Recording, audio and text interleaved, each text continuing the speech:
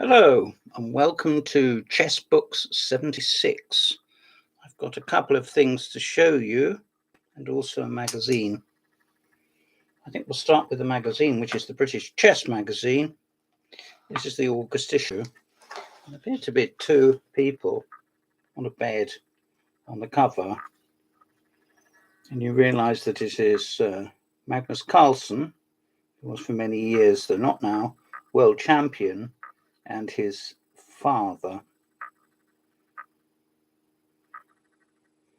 And Magnus is reading a book, and his father is perplexed and also seeming to read a book, but in reality, he's looking after his little son, I'm sure. It says The Making of a Chess Prodigy, and the other contents of the magazine Chess, Children and Parents, the ups and downs of life of a child's chess player. So, British Chess Magazine, just going into it, explained by a grandmaster and coach. In the chess world, we can take a look at two types of parental upbringing: a dominant father, a former boxer, who took his teenage son to the USA, was not a stranger to beating him when he disappointed him, or a caring father, a harmonious and loving family who allowed the child to develop their own interest in chess. In other words, one approach is the smiley face and the crying face. The two approaches contrasted. Now, this is one hell of a scoop for the British Chess Magazine. It says, life is so fast, one success is quickly forgotten and a new one is expected immediately. Everybody seems to forget that the talented child is first and foremost a child, not a money-making machine that should be exploited to the maximum. I'm not sure that that is what has befallen any grandmaster or even potential master whom I could point a withering finger at. But it may be the case that this has happened. So, but I wouldn't for a minute presume to assign any examples. With the above structure in place, all that remains is for the child to love to work on chess and play in tournaments around the world all the time. They are likely to be taken out of school or have special arrangements with the school, and their life will consist of chess training and playing, both over the board and online. There was a case local to me, I wasn't involved in it, nor even remotely, of a young man whose school contacted the ECF, governing body here, and said, we are concerned that one of our pupils is being going to a lot of chess tournaments, and we love the fact he plays, and we even like the fact he plays well, better. But what do we do? Because we don't want his education to be messed up. And the ECF wrote back, I think, and simply said, this isn't the sort of thing we sort out. And the parents drew stumps against them as an indirect or possibly a direct, or a bit of both. And that can happen as a result of an indecisive response. I think that's a shame, but I can see it from their point of view. I'm not sure quite what. Here's a picture of Magnus's father.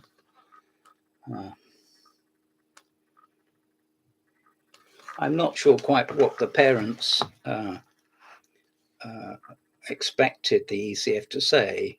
After all, the school is not in the business of organising chess, although from time to time, most people can play chess at school, can't they, in the break or whatever. And there's quite likely to be teachers there who know a bit about the game. Hopefully. I had that when I was at school for a few years, and it helped enormously. Here we are with Carlsen and being interviewed by a young man whom I don't recognise. I'll just read at random. Solving prop puzzles seems to be a childhood tradition in the Carlson family. Well, that's nice. In the broader family, the cousins did these things. My brother was a bit like that as a kid. He was not of the unusual. It was kind of not unusual from my perspective, and it turned out to be significant, says Hendrik, which is the father. For the time being, we thought he was just quite normal. Magnus played his first tournament at the age of 8 at the Norwegian Championships in 1999. He scored 6 out of 11 and talks about various forays into the international field. Hendrik points out parenting is a key factor in setting a role model for the children. Yes. Why did you want to do homeschooling? I thought that while we learn a lot social skills in school, it's not an efficient way for a bright child to learn. Not efficient at all. It's rather detrimental in some ways, having to stomach all those hours at school without being challenged, he explains. Well, maybe. Here is Magnus, age 4, playing with Lego. Well, I played with Lego when I was 4, and I didn't become a grandmaster. And now I'm 64, and I still haven't become a grandmaster. Although I have put an application into FIDE. Well, right, that's the end, I think, of the Carlson coverage for this month anyway. But next month, that will be the September issue, Magnus's road to stardom and the weight of the crown, the price of fame, it says. So good things to come, except not yet. Now, here's a young lady with a nice hat. I'm putting it on. There she is, looking composed. I think the word is inscrutable, but even if it isn't, she does look composed. Ju Wenjun explains her championship title. And this is an interview by Milan Dinic, who is the editor.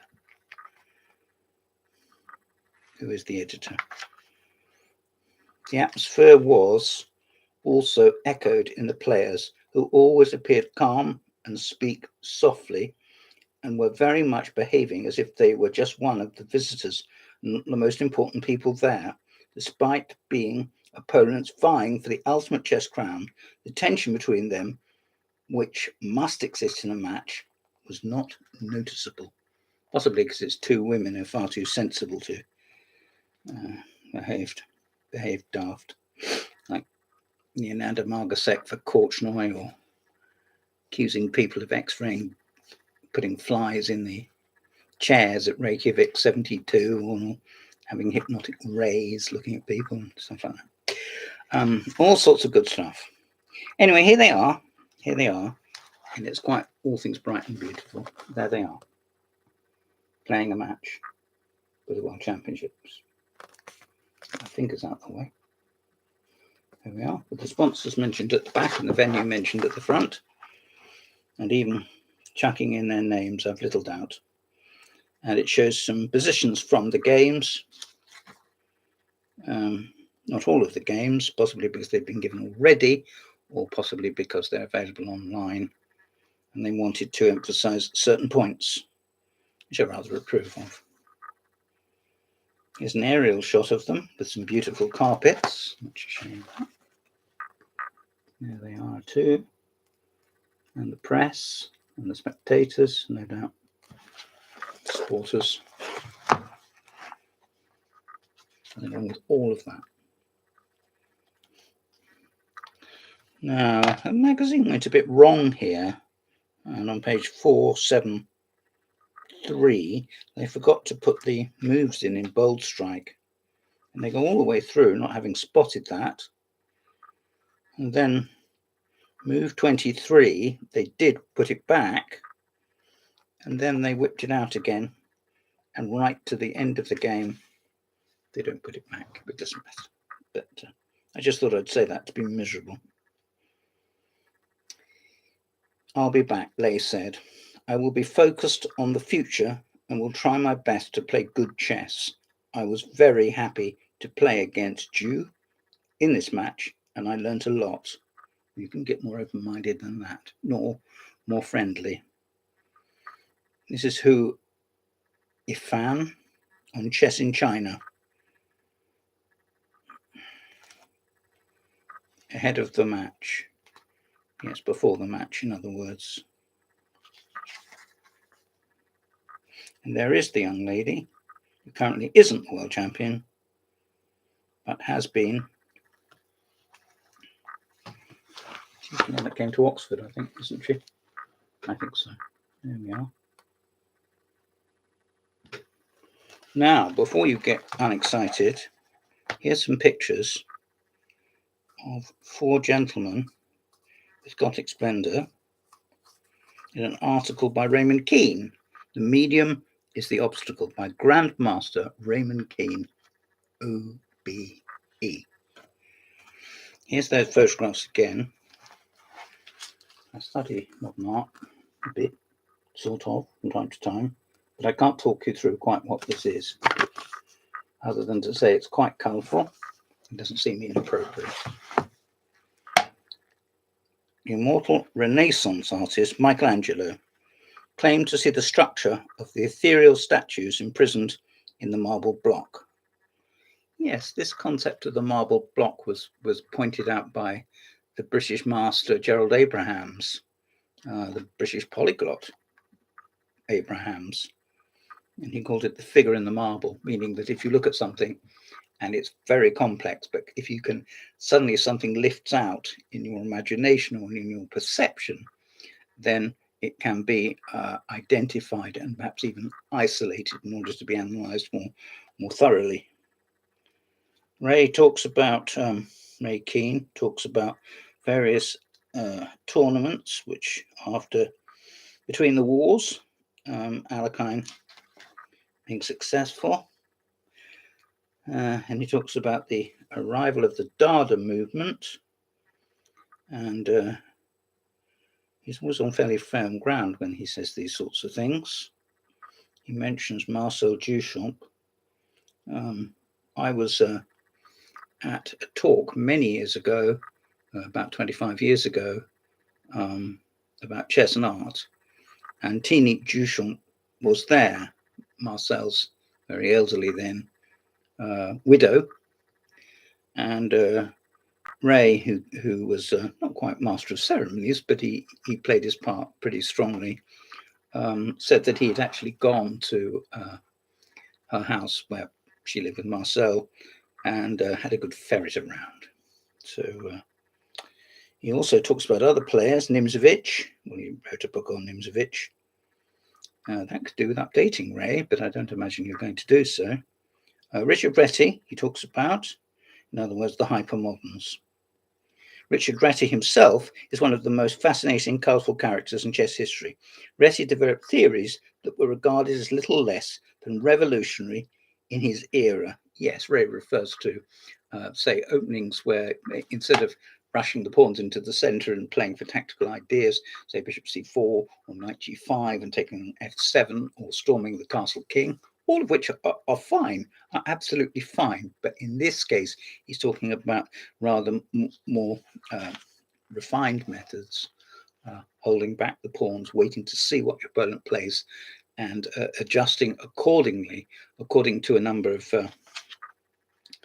I was going to say tenets, but a number of theories, which are, whilst they don't necessarily unhorse the existing ones, were considered revolutionary, and possibly a great deal more than that in the chess world. I don't think anyone was actually thrown into prison. Returning to active playing of the game, he now participated in practically all the great tournaments of the 1920s. I think he's talking about Alaska here. In the great New York tournament of 1924, he won the Brilliancy Prize for celebrating win for a celebrated win over Bogliabov and inflicting upon Capablanca his only defeat at the tournament. He's talking about Reti. Indeed, and astonishingly, the world's champions only lost in 8 years. That's right. Capablanca hadn't lost a game since 1916, and he lost.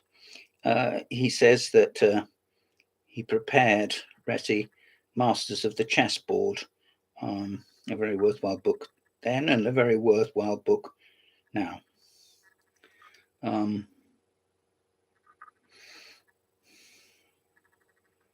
he goes on to compare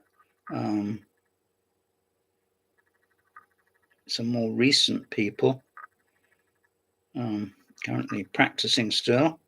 He mentions world champion Magnus Carlsen, who isn't world champion, but Ray knows that. And he talks about the late Mike Basman, and his use of E4, G5, and the book You Cannot Be Serious, Avant-Garde Strategy in Chess.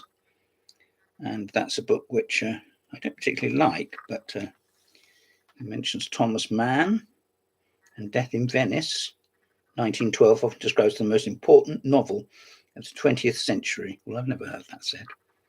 In fact, I've never even seen it on offer. In microcosm, those very antebellum discontents who engaged the Dadaists and which Sigmund Freud eventually caught up with and delineated in 1929. In my opinion, the English parallel to Mann's masterpiece is Sir Arthur Conan Doyle's book, The Poisoned Belt, the original cover of which depicts the hero, Professor George Challenger, as the spitting image of world chess champion Wilhelm Steinitz, whom I'm convinced that Sir Arthur encountered during dinners at Simpson's in the Strand. Well, Ray, that's a pretty tenuous link, I think. But on the other hand, if you can support this by any means, then I look forward to more about this. And it's undeniable that Conan Doyle in his last years was as open-minded, but also as preoccupied as many another. But perhaps the real answer lies in the frustrations of the top players such as Carlsen and Nakamura, the current world leaders. The elite grandmasters are echoing Alekhine's impatience with the very medium of chess. Well, I think probably Alekhine was less impatient than Capablanca, but I don't know. And Lasker wasn't so much impatient as inquiring, which is probably why he had a longer life and longer chess. He was much more active as a player, as an old man, than any of the others. He enjoyed himself more. Carlsen's domination at fast time control continues. Kolovich. Here's Magnus, in case you don't know what he looks like. Here's one of his trophies. I expect when he gets home easily. They're all lined up on the mantelpiece.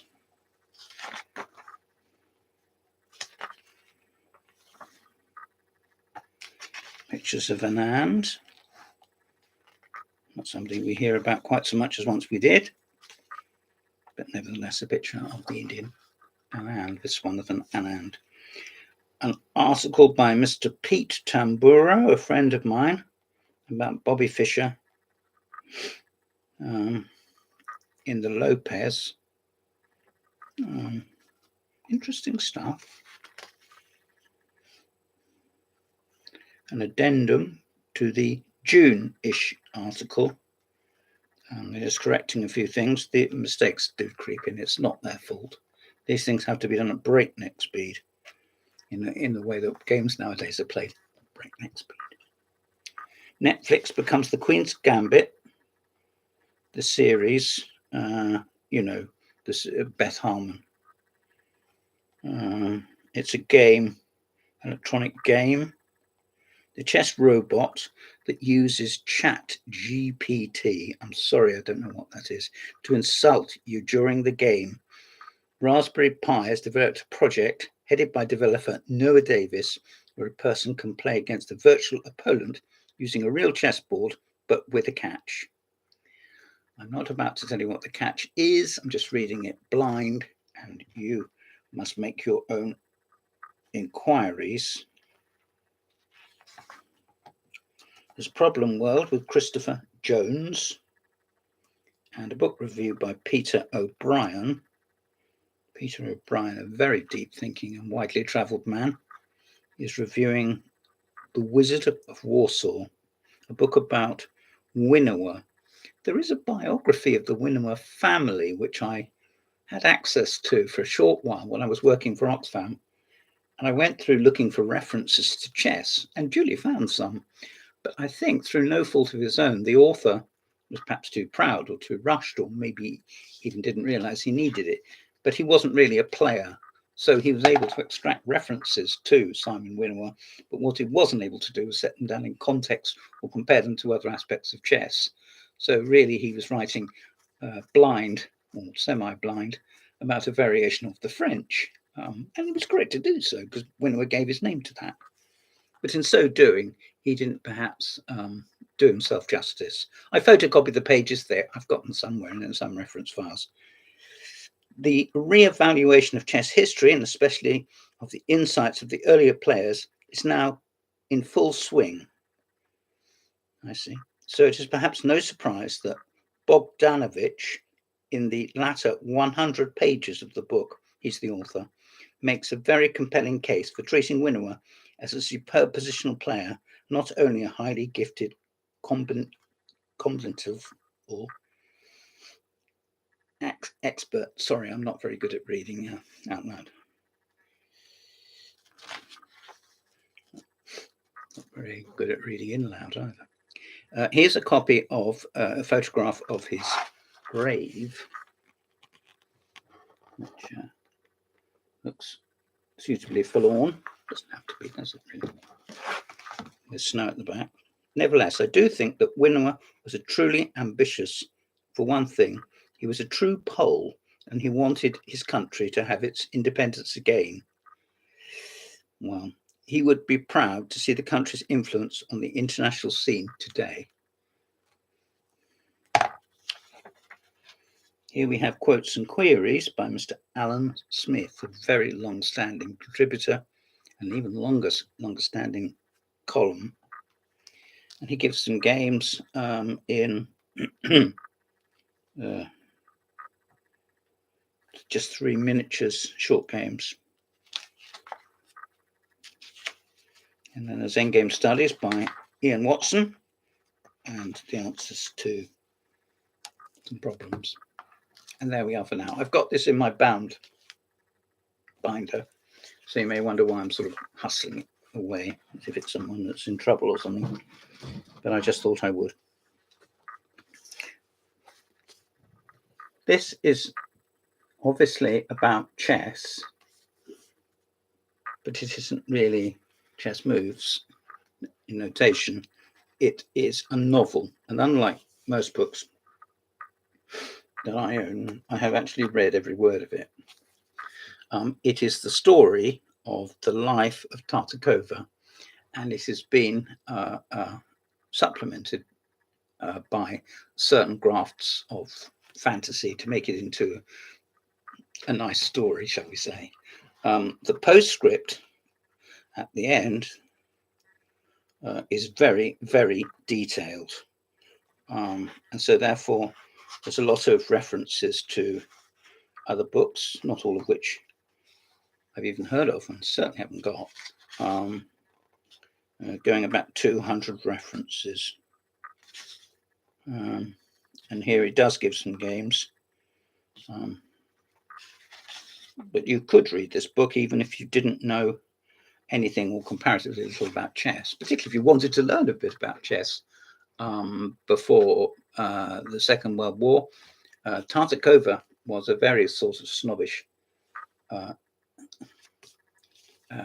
elite player. I think he would have probably suffered fools gladly, not at all. This tells his tale. That year, the winter had been mild, the Danube did not completely ice over, and fewer homeless people died than in the previous year. Some snow fell and covered the Prater and other public parks, enough to raise the temperature above freezing for days on end. In the cheapest shelter available, the Mannheim, a shy young man with a ferocious turn of temper, when contradicted over art or politics, eked out a living by painting watercolours. When he needed to leave the men's home to hawk his paintings, he would borrow a pair of shoes from another boarder. Well, now that's not the sort of paragraph that you expect to read in a chess book, hence, nor is it something which doesn't arrest the attention. And I would ask you to consider very carefully that this is 285 pages, none of which are wasted. In July 1930, the third of these team tournaments, or Olympiads, took place in Hungary. The previous event had been won by Hungarian players, but the previous events had been limited to amateur players. We seem to put that sentence in twice. This time, professional players led most of the teams, with Akiba Rubinstein and Salvielli Tartakova, displayed on the cover. On top boards, the Polish contingent was confident. Alekhine played under the tricolore, but the French team had no real chance. He conserved his energy and played in only 9 of the 17 rounds, winning them all. In other words, he got 9 out of 9 against fairly random opponents. Says that Rubinstein, who was nearing the end of his career because he wasn't at all well, played in every match and scored incredible 15 points without loss. Yeah, that was a marathon, wasn't it? My goodness me. Salvielli contributed 9 wins, 6 draws, and only 1 loss of his 16 games. Victory for the Polish team seemed assured. In fact, Hungary, after losing badly to them both early on, pressed the Poles hard in the final stages, but had to be satisfied with second place. And a bonus point to anyone who knows which year Hungary did win the World Team Chess Championships, the Olympiads, led by the one and only Lajos Portish. Apart from Iceland, the United States was the only non-European country taking part. If you consider now that the number of teams in the Olympiad, forgive me, I don't know what the ceiling would be, 150 maybe or something like that. Winning the first truly representative international team event was exhilarating for the 7 Polish players, or the 6 Poles plus Salvielli, with neither language nor residency, played by virtue of his passport. Yes, he was a very widely travelled gentleman, and I think, as was far more the habit then, no, it would play a part now. He moved, not according to whim, but to keep body and soul together. Tartakova renewed his acquaintance with Duchamp, which Duchamp was mentioned in BCM because of Dada. He was the artist, and he was also quite a strong player, and he did play internationally for France, but he is known primarily as an artist. With Duchamp, who was thrilled to be playing for his country and had achieved a draw with the Black Pieces against the Grandmaster Frank Marshall. Duchamp had held his own by cleverly sacrificing the exchange to force a drawn pawn ending. Yes, Duchamp did like pawn endings. He wrote a book about them. And many, many years ago, I was offered a copy of it, and like a fool, didn't take it. It wasn't cheap, but it would have been a good investment, and now I could have sold it on for several £100s. He smiled at Salvielli, bowed again, and sat down at the table where he was due to play Rubinstein. Unfortunately, being champion of the British Empire was no guarantee of chess strength, and Akiba soon won 2 pieces for rook and crawled all over the Indian's kingside. This is Sultan Khan, who had come from India to, he was a servant, and his master wanted him to become world chess champion, He didn't quite succeed in doing so, but he came extremely quickly and extremely strongly into the game. Sultan Khan resigned just as he was about to lose his queen. And he made short work of Frederick Yates. Yes, F.D. Yates, the Yorkshireman, who was extremely strong British player. And yes, we can still look at his games today, but that's another matter. Rubinstein was not the only absentee from Lake Bled. Capablanca was excluded on Alekhine conditions. I like to think that maybe Alekhine wasn't frightened of playing Capablanca. This is after their match of the World Championship in 1927. It may just be that he was a bit cagey, or he didn't want to put in the additional work to prepare against him. Capablanca did beat Alekhine after the match was over in various tournaments right up until his very premature death in 1938, I think. And Capablanca, Alekhine died in 1946. And he popped off before his time as well. The strain of the war, as much as anything,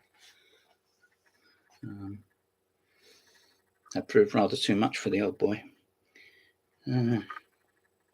Mentions Prokofiev, Peter and the Wolf, in Paris, competing plans to move back to Soviet Russia.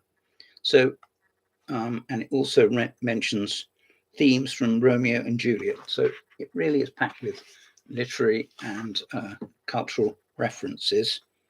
And if you haven't heard of them before, you don't want to read about them now, we can always flick over it. You don't want to spoil the story, are you? The team's event in Stockholm in August, the USA were victorious as expected, with Hungary second and Poland third. And England nowhere, I'm sure. The return match between Irva and Alekhine, 2 months after the Stockholm Olympiad, and Tartikow was able to avoid testing his fragile form in tournaments while he covered the event with various chess publications. In other words, he became a writer.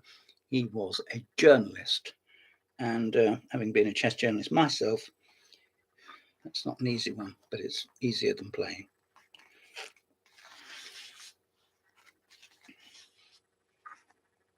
Think of all possible positions. The playing space of chess is a vast multi-dimensional matrix. Only a tiny fraction has been explored, and we follow these beaten paths, shining our feeble torches on what we recognize, while all around, stretching to the edge of the universe, is the unknown, the unrecognized, the irrational. How about that? Which chess book could you read such wonderful prose? Tartakova's second visit to Argentina was very different from the first. Yes, this is just when it was known that in Europe things were going to get very, very hairy.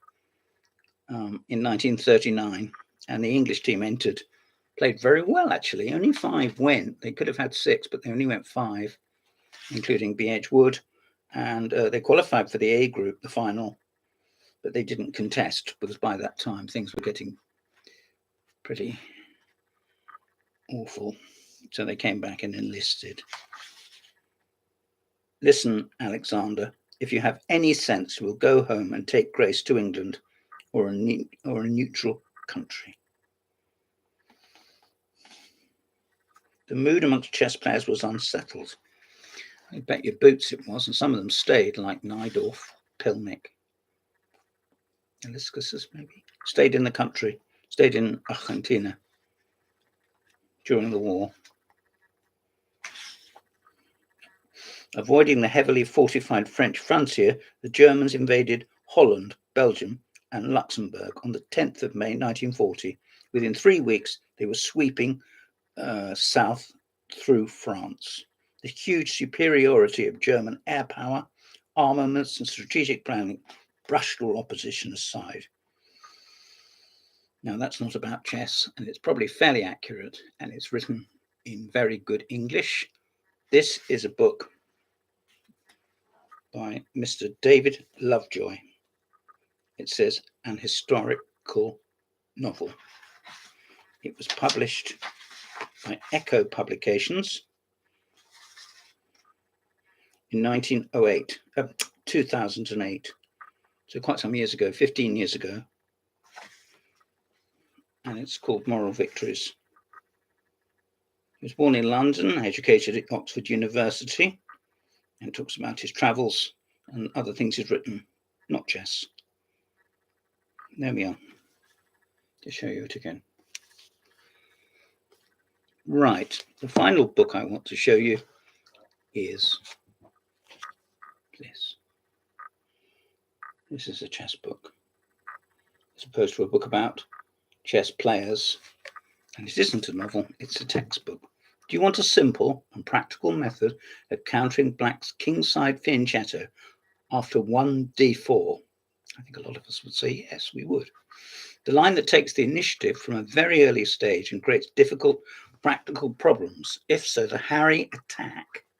Now, this is a reference to out of break notation that pushing the pawn 2 squares on the H file early on gives it its name. Harry, H for Harry. At first, this looks like some sort of joke, or at the very least, a weird, outlandish line. Aren't we taught to focus on development and control of the center in the early stages? What's 3H4? See? Got to do with that. This is by Richard Palliser and Simon Williams, the Ginger GM, provide a thorough guide to this fascinating line. And I'm losing my voice. The book is on sale for $17.99. It's published by Everyman Chess, if you can see that. I think you can. There you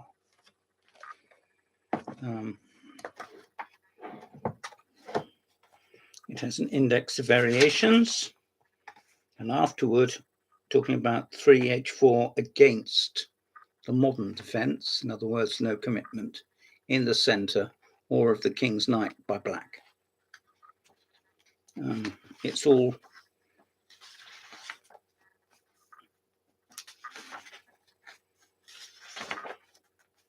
it has 18 games. It's all good stuff, I was going to say. I have to explain that I have looked through this book, but I haven't read it. It's quite advanced in a way. Let me give you an example of a typical couple of pages. Nicely laid out, as are all Everyman books. They do not stint when it comes to layout. They understand that some students are not grandmasters. And they also understand that it is necessary to slow down the pace maybe and just look at various themes, such as the opening of the H file, hence the push of the rook's pawn, which may be a bluff. And it guarantees, perhaps, or hopefully guarantees, perchance, some entertaining games. And hopefully, possibly, not even probably, that's up to you, but possibly quicker wins. The book has 238 pages, and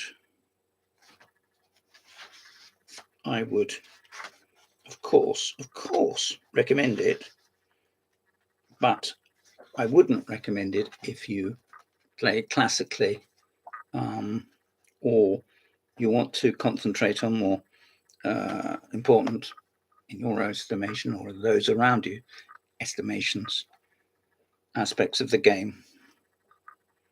But I think it's an excellent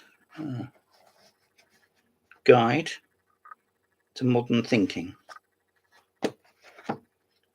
The authors are Richard Palliser, who's an IM, and Simon Williams, who's a GM, and a hugely entertaining young man. I've never met him, much less played him, but if I ever did, I would shake his hand because he is, in a way, a successor to Andrew Martin as an entertainer. I'm not sure when my compulsive addiction to pushing Harry the H-pawn started, he begins, almost as if he's giving a confessional. And this was written in May 2023, so very recent. He plays tribute to the late, great Mike Basman.